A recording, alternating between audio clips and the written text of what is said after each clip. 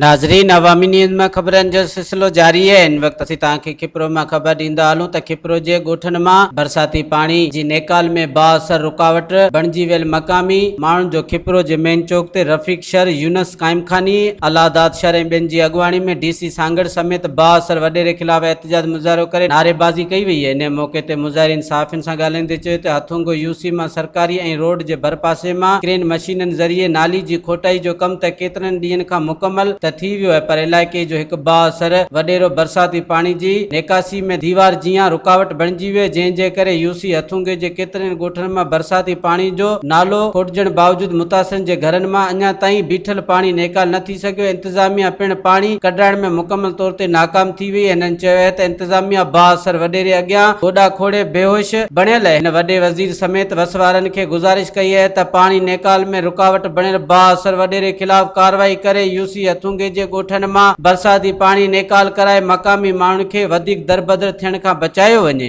मज़ीद खबरों और तफसीलात के लिए विजिट करें हमारी वेबसाइट www.awamiNewsHD.com।